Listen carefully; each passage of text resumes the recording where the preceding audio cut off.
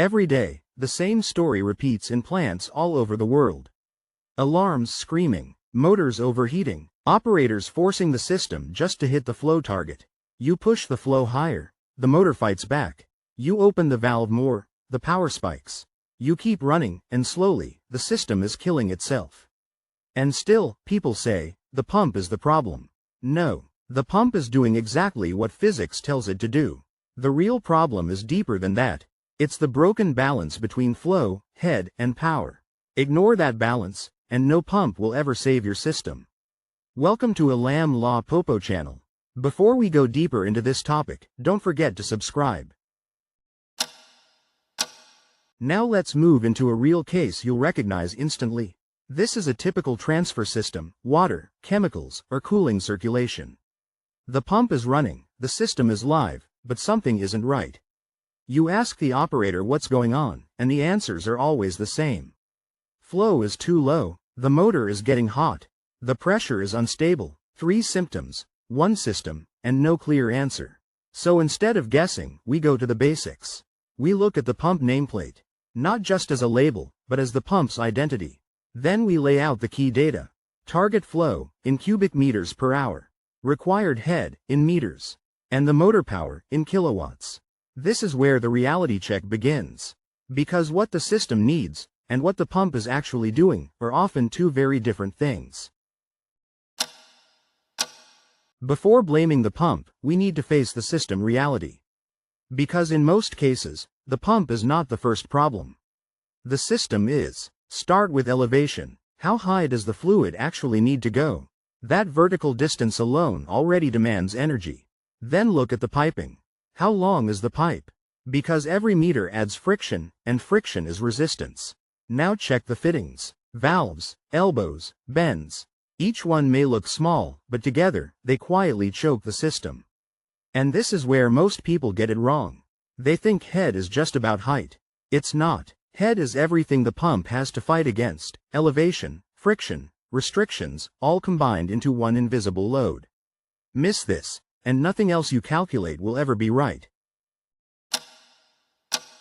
Now we take everything we've seen in the field, and turn it into something visual, something measurable, the system curve. Keep the concept simple, because this is where many people overcomplicate things. As flow increases, friction increases. And as friction increases, the required head also rises.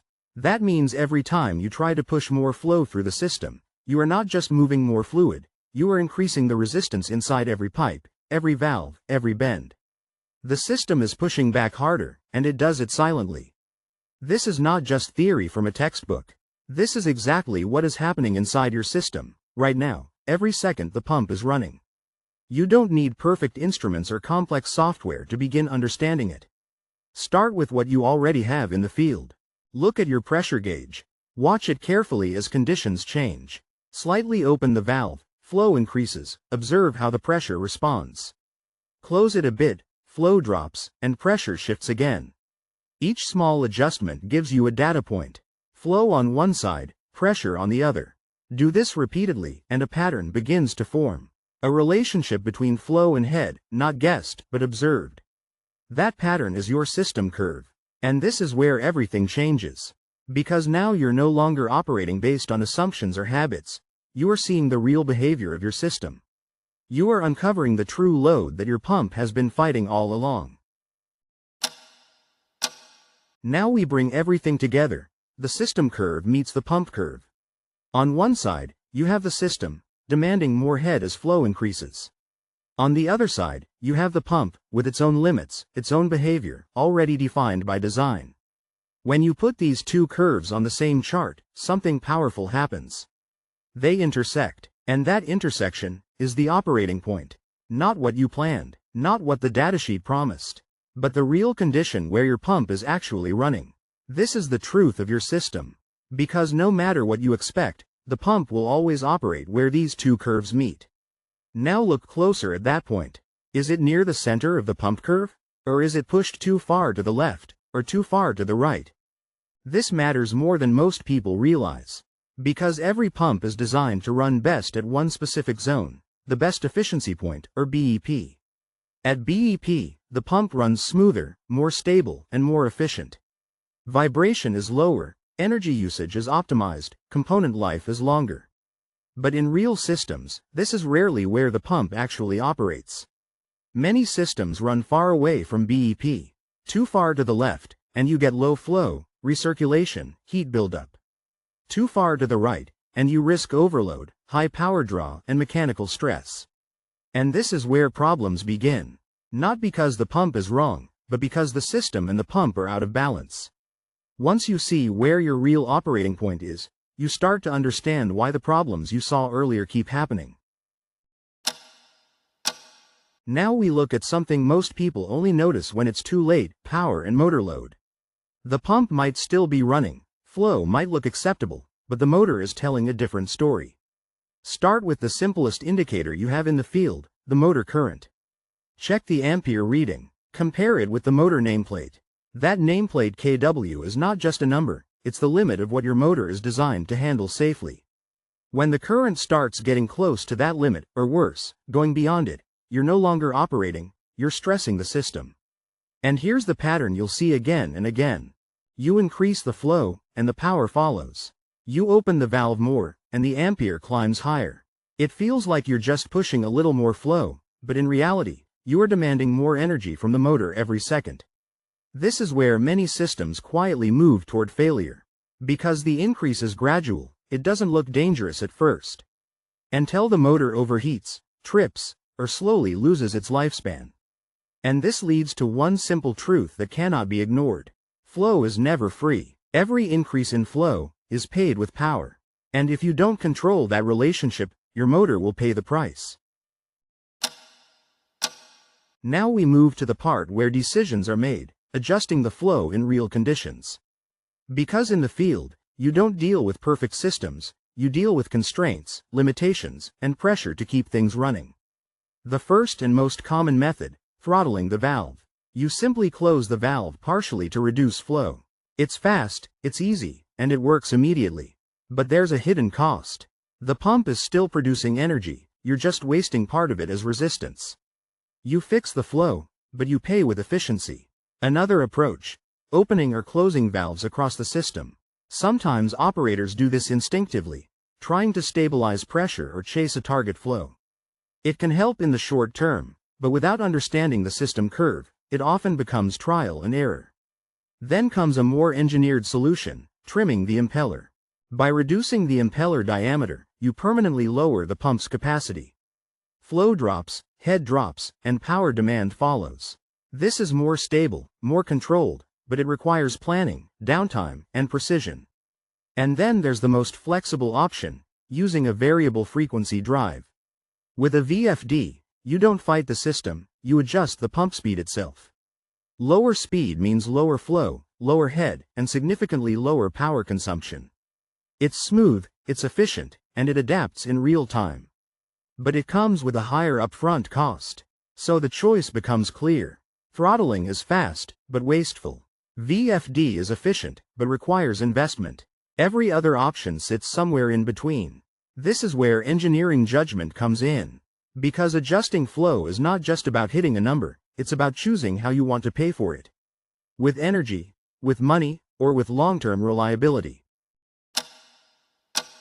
Now the adjustment is done, but the job is not finished yet. This is where many systems fail, because no one verifies the result. Go back to the field and check everything again. Look at the flow. Is it really meeting the target, or just close enough? Check the pressure. Is it stable, or still fluctuating under load? Then look at the motor. Read the ampere carefully. This tells you the real cost of your adjustment. All three must be seen together, not separately. Because the goal is not just to hit the flow. The goal is balance. You want the pump operating as close as possible to its best efficiency point. You want the motor running without overload. And you want the flow to match exactly what the system needs. When these three align, the system becomes stable, efficient, and reliable. Now look at where things usually go wrong, not because the system is complex, but because the approach is incomplete. The first mistake is focusing only on flow. People chase the number, pushing harder and harder just to reach the target. But they ignore what it costs in head and power, and that's where problems begin.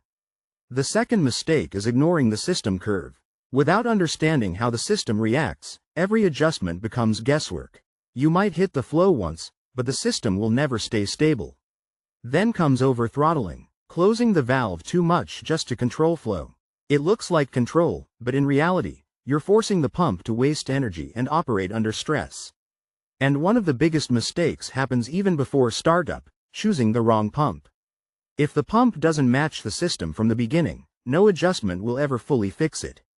These mistakes are common, and they repeat everywhere. Not because people don't work hard, but because they don't see the system as a whole. Now simplify everything into one mental model you can carry into the field. A pump is not a flow machine. It is an energy machine. It doesn't create flow freely. It transfers energy into the fluid, and flow is just the result of that energy interacting with the system. This changes how you see everything. When you increase flow, you are not just moving more liquid, you are demanding more energy. And that energy shows up as head, and is paid by power. These three are always connected. Flow goes up, head goes up, power goes up. You can't change one without affecting the others. So every decision you make, opening a valve, adjusting speed, modifying the system, is really a decision about energy. Understand this, and the system becomes predictable. Ignore it, and you'll keep fighting problems that never seem to end. Now everything comes together. Stop looking at the pump as a standalone machine. Because it never works alone, it works inside a system. What truly matters is the interaction between the system, the curve, and the power behind it. The system defines the resistance. The curve shows the reality of operation. And the power reveals the price you're paying. When you connect these three, the confusion disappears. The problems you saw at the beginning, overload, unstable pressure, low flow, they're no longer random issues. They're the direct result of imbalance. And once you understand that, you stop guessing, you stop forcing, and you start controlling the system with intention. Because in the end, you don't control the pump, you control the balance. If you found this video useful, don't forget to subscribe for more videos like this.